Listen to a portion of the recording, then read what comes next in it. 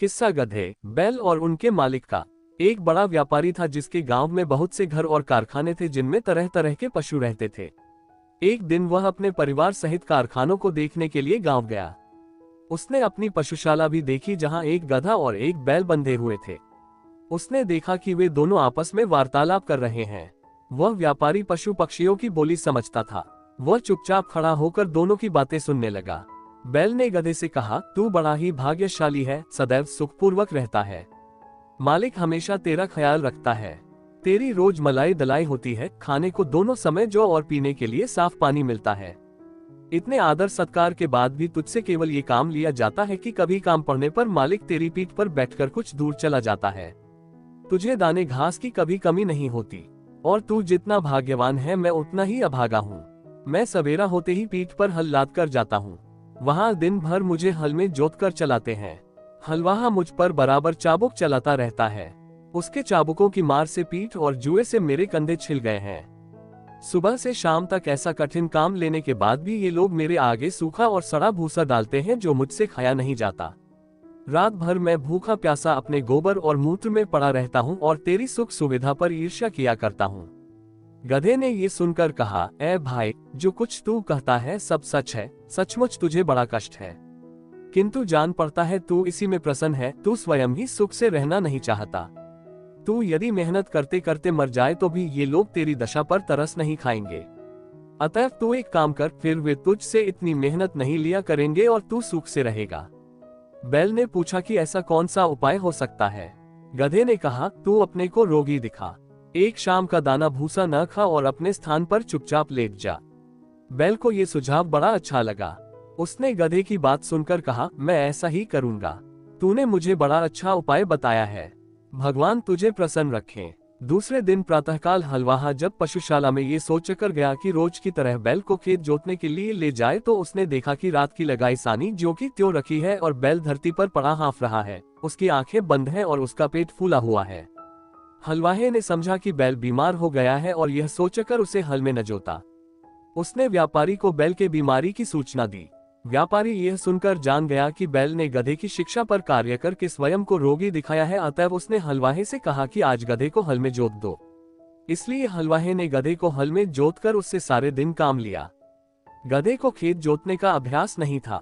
वह बहुत थक गया और उसके हाथ पांव ठंडे होने लगे। शारीरिक श्रम के अतिरिक्त सारे दिन उस पर इतनी मार पड़ी थी कि संध्या को घर लौटते समय उसके पांव भी ठीक से नहीं पड़ रहे थे। इधर बैल दिन भर बड़े आराम से रहा। वह नांद की सारी सानी खा गया और गधे को दुआएं देता रहा। जब गधा गिरता पड़ता खेत से आया तो बैल ने कहा कि भाई, तुम्हारे उपदेश के कारण मुझे बड़ा सुख मिला। गधा थकान के कारण उत्तर न दे सका और आकर अपने स्थान पर गिर पड़ा। यह मन ही मन अपने को धिक्कारने लगा कि अभागे, तूने बैल को आराम पहुंचाने के लिए अपनी सुख सुविधा का विनाश कर दिया।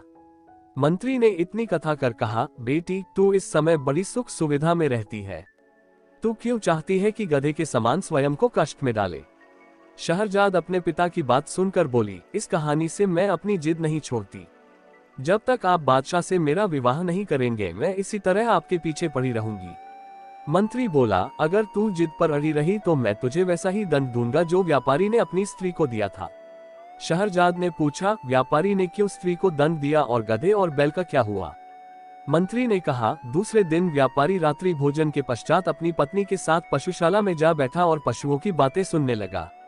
गधे ने बैल से पूछा, सुबह हलवाहा तुम्हारे लिए दाना घास लाएगा तो तुम क्या करोगे। जैसा तुमने कहा है वैसा ही करूंगा, बैल ने कहा। गधे ने कहा, नहीं, ऐसा न करना वरना जान से जाओगे। शाम को लौटते समय मैंने सुना कि हमारा स्वामी अपने रसोइये से कह रहा था कि कल कसाई और चमार को बुला लाना और बैल, जो बीमार हो गया है, का मांस और खाल बेच डालना। मैंने जो सुना था वह मित्रता के नाते तुझे बता दिया। अब तेरी इसी में भलाई है कि सुबह जब तेरे आगे चारा डाला जाए तो तू उसे जल्दी से उठकर खा ले और स्वस्थ बन जा। फिर हमारा स्वामी तुझे स्वस्थ देखकर तुझे मारने का इरादा छोड़ देगा। ये बात सुनकर बैल भयभीत होकर बोला, भाई, ईश्वर तुझे सदा सुखी रखे। तेरे कारण मेरे प्राण बच गए। अब मैं वही करूंगा जैसा तूने कहा है। व्यापारी यह बात सुनकर ठहाका लगाकर हंस पड़ा। उसकी स्त्री को इस बात से बड़ा आश्चर्य हुआ। वह पूछने लगी, तुम अकारण ही क्यों हंस पड़े। व्यापारी ने कहा कि यह बात बताने की नहीं है, मैं सिर्फ ये कह सकता हूँ कि मैं बैल और गधे की बातें सुनकर हंसा हूँ। स्त्री ने कहा, मुझे भी वह विद्या सिखाओ जिससे पशुओं की बोली समझ लेते हैं। व्यापारी ने इससे इनकार कर दिया। स्त्री बोली, आखिर तुम मुझे ये क्यों नहीं सिखाते? व्यापारी बोला, अगर मैंने तुझे यह विद्या सिखाई तो मैं जीवित नहीं रहूंगा। स्त्री ने कहा, तुम मुझे धोखा दे रहे हो। क्या वह आदमी जिसने तुझे ये सिखाया था, सिखाने के बाद मर गया? तुम कैसे मर जाओगे? तुम झूठ बोलते हो। कुछ भी हो, मैं तुमसे यह विद्या सीख कर ही रहूंगी। अगर तुम मुझे नहीं सिखाओगे तो मैं प्राण त्याज दूंगी। ये कहकर वह स्त्री घर में आ गई और अपनी कोठरी का दरवाजा बंद करके रात भर चिल्लाती और गाली गलौज करती रही। व्यापारी रात को तो सो गया, लेकिन दूसरे दिन भी वही हाल देखा तो स्त्री को समझाने लगा कि तू बेकार जिद करती है, यह विद्या तेरे सीखने योग्य नहीं है। स्त्री ने कहा कि जब तक तुम मुझे ये भेद नहीं बताओगे, मैं खाना पीना छोड़े रहूंगी और इसी प्रकार चिल्लाती रहूंगी। व्यापारी ने कहा कि अगर मैं तेरी मूर्खता की बात मान लूं तो मैं अपनी जान से हाथ धो बैठूंगा। स्त्री ने कहा, मेरी बला से तुम जियो या मरो, लेकिन मैं तुमसे ये सीख कर ही रहूंगी कि पशुओं की बोली कैसे समझी जाती है। व्यापारी ने जब देखा कि यह महामूर्ख अपना हट छोड़ ही नहीं रही है तो उसने अपने और ससुराल के रिश्तेदारों को बुलाया कि वे उस स्त्री को अनुचित हट छोड़ने के लिए समझाएं। उन लोगों ने भी उस मूर्ख को हर प्रकार समझाया, लेकिन वह अपनी जिद से न हटी। उसे इस बात की बिल्कुल चिंता न थी कि उसका पति मर जाएगा। छोटे बच्चे माँ की ये दशा देखकर हाहाकार करने लगे। व्यापारी की समझ ही में नहीं आ रहा था कि वह स्त्री को कैसे समझाए कि इस विद्या को सीखने का हट ठीक नहीं है। वह अजीब दुविधा में था, अगर मैं बताता हूँ तो मेरी जान जाती है और नहीं बताता तो स्त्री रो रो कर मर जाएगी। इसी उधेड़बुन में वह अपने घर के बाहर जा बैठा।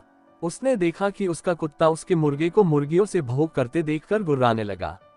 उसने मुर्गे से कहा, तुझे लज्जा नहीं आती कि आज के जैसे दुखदाई दिन भी तू ये काम कर रहा है? मुर्गे ने कहा, आज ऐसी क्या बात हो गई है कि मैं आनंद न करूं? कुत्ता बोला, आज हमारा स्वामी अति चिंताकुल है। उसकी स्त्री की मति मारी गई है और वह उससे ऐसे भेद को पूछ रही है जिसे बताने से वह तुरंत ही मर जाएगा। नहीं बताएगा तो स्त्री रो रो कर मर जाएगी। इसी से सारे लोग दुखी हैं और तेरे अतिरिक्त कोई ऐसा नहीं है जो स्त्री संभोग की भी बात भी सोचे। मुर्गा बोला, हमारा स्वामी मूर्ख है जो एक स्त्री का पति है और वह भी उसके अधीन नहीं है। मेरी तो 50 मुर्गियां हैं और सब मेरे अधीन हैं। अगर हमारा स्वामी एक काम करे तो उसका दुख अभी दूर हो जाएगा। कुत्ते ने पूछा कि स्वामी क्या करे कि उसकी मूर्ख स्त्री की समझ वापस आ जाए? मुर्गे ने कहा, हमारे स्वामी को चाहिए कि एक मजबूत डंडा लेकर उस कोठरी में जाए जहां उसकी स्त्री चीख चिल्ला रही है। दरवाजा अंदर से बंद कर ले और स्त्री की जमकर पिटाई करे। कुछ देर में स्त्री अपना हट छोड़ देगी। मुर्गे की बात सुनकर व्यापारी ने उठकर एक मोटा डंडा लिया और उस कोठरी में गया जहां उसकी पत्नी चीख चिल्ला रही थी। दरवाजा अंदर से बंद करके व्यापारी ने स्त्री पर डंडे बरसाने शुरू कर दिए। कुछ देर चीख पुकार बढ़ाने पर भी जब स्त्री ने देखा कि डंडे पड़ते ही जा रहे हैं तो वह घबरा उठी। वह पति के पैरों पर गिरकर कहने लगी कि अब हाथ रोक ले, अब मैं कभी ऐसी जिद नहीं करूंगी। इस पर व्यापारी ने हाथ रोक लिया। ये कहानी सुनाकर मंत्री ने शहरजाद से कहा कि अगर तुमने अपना हट न छोड़ा तो मैं तुम्हें ऐसा ही दंड दूंगा जैसा व्यापारी ने अपनी स्त्री को दिया था। शहरजाद ने कहा, आपकी बातें अपनी जगह ठीक है, किंतु मैं किसी भी प्रकार अपना मंतव्य बदलना नहीं चाहती। अपनी इच्छा का औचित्य सिद्ध करने के लिए मुझे भी कई ऐतिहासिक घटनाएं और कथाएं मालूम है, लेकिन उन्हें कहना बेकार है। यदि आप मेरी कामना पूरी न करेंगे तो मैं आपसे पूछे बगैर स्वयं ही बादशाह की सेवा में पहुंच जाऊंगी। अब मंत्री विवश हो गया। उसे शहरजाद की बात माननी पड़ी। वह बादशाह के पास पहुंचा और अत्यंत शोक संतप्त स्वर में निवेदन करने लगा, मेरी पुत्री आपके साथ विवाह सूत्र में बंधना चाहती है। बादशाह को इस बात पर बड़ा आश्चर्य हुआ। उसने कहा, तुम सब कुछ जानते हो, फिर भी तुमने अपनी पुत्री के लिए ऐसा भयानक निर्णय क्यों लिया? मंत्री ने कहा, लड़की ने खुद ही मुझ पर इस बात के लिए जोर दिया है। उसकी खुशी इसी बात में है कि वह एक रात के लिए आपकी दुल्हन बने और सुबह मृत्यु के मुख में चली जाए। बादशाह का आश्चर्य इस बात से और बढ़ा। वह बोला, तुम इस धोखे में न रहना कि तुम्हारा ख्याल करके मैं अपनी प्रतिज्ञा छोड़ दूंगा। सवेरा होते ही मैं तुम्हारे ही हाथों तुम्हारी बेटी को सौंपूंगा कि उसका वध करवाओ। ये भी याद रखना कि यदि तुमने संतान प्रेम के कारण उसके वध में विलंब किया तो मैं उसके वध के साथ तेरे वध की भी आज्ञा दूंगा। मंत्री ने निवेदन किया, मैं आपका चरण सेवक हूँ। ये सही है कि वह मेरी बेटी है और उसकी मृत्यु से मुझे बहुत ही दुख होगा, लेकिन मैं आपकी आज्ञा का पालन करूंगा। बादशाह ने मंत्री की बात सुनकर कहा, ये बात है तो इस कार्य में विलंब क्यों किया जाए। तुम आज ही रात को अपनी बेटी को लाकर उसका विवाह मुझसे कर दो। मंत्री बादशाह से विदा लेकर अपने घर आया और शहरजाद को सारी बात बताई। शहरजाद ये सुनकर बहुत प्रसन्न हुई और अपने शोकाकुल पिता के प्रति कृतज्ञता प्रकट करके कहने लगी, आप मेरा विवाह करके कोई पश्चाताप न करें। भगवान चाहेगा तो इस मंगल कार्य से आप जीवन पर्यंत हर्षित रहेंगे। फिर शहरजाद ने अपनी छोटी बहन दुनियाजाद को एकांत में ले जाकर उससे कहा, मैं तुमसे एक बात में सहायता चाहती हूँ। आशा है तुम इससे इनकार न करोगी। मुझे बादशाह से ब्याहने के लिए ले जाएंगे। तुम इस बात से शोक विह्वल न होना, बल्कि मैं जैसा कहूँ वैसा करना। मैं तुम्हें विवाह की रात पास में सुलाऊंगी और बादशाह से कहूंगी कि तुम्हें मेरे पास आने दे, ताकि मैं मरने के पहले तुम्हें धैर्य बंधा सकूं। मैं कहानी कहने लगूंगी। मुझे विश्वास है कि इस उपाय से मेरी जान बच जाएगी। दुनियाजाद ने कहा, तुम जैसा कहती हो वैसा ही करूंगी। शाम को मंत्री शहरजाद को लेकर राजमहल में गया। उसने धर्मानुसार पुत्री का विवाह बादशाह के साथ करवाया और पुत्री को महल में छोड़कर घर आ गया। एकांत में बादशाह ने शहरजाद से कहा, अपने मुंह का नकाब हटाओ। नकाब उठने पर उसके अप्रतिम सौंदर्य से बादशाह स्तंभित सा रह गया, लेकिन उसकी आंखों में आंसू देखकर पूछने लगा कि तू रो क्यों रही है। शहरजाद बोली, मेरी एक छोटी बहन है जो मुझे बहुत प्यार करती है और मैं भी उससे बहुत प्यार करती हूँ। मैं चाहती हूँ कि आज वह भी यहाँ रहे, ताकि सूर्योदय होने पर हम दोनों बहनें अंतिम बार गले मिल लें। यदि आप अनुमति दे तो वह भी पास के कमरे में सो रहे। बादशाह ने कहा, क्या हर्ज है, उसे बुलवा लो और पास के कमरे में क्यों, इसी कमरे में दूसरी तरफ सुला लो। चुनांचे दुनियाजाद को भी महल में बुला लिया गया। शहरयार शहरजाद के साथ ऊंचे शाही पलंग पर सोया और दुनियाजाद पास ही दूसरे छोटे पलंग पर लेट रही। जब एक घड़ी रात रह गई तो दुनियाजाद ने शहरजाद को जगाया और बोली, बहन, मैं तो तुम्हारे जीवन की चिंता से रात भर न सो सकी। मेरा चित्त बड़ा व्याकुल है। तुम्हें बहुत नींद न आ रही हो और कोई अच्छी सी कहानी इस समय तुम्हें याद हो तो सुनाओ, ताकि मेरा जी बहले। शहरजाद ने बादशाह से कहा कि यदि आपकी अनुमति हो तो मैं जीवन के अंतिम क्षणों में अपनी प्रिय बहन की इच्छा पूरी कर लूं। बादशाह ने अनुमति दे दी।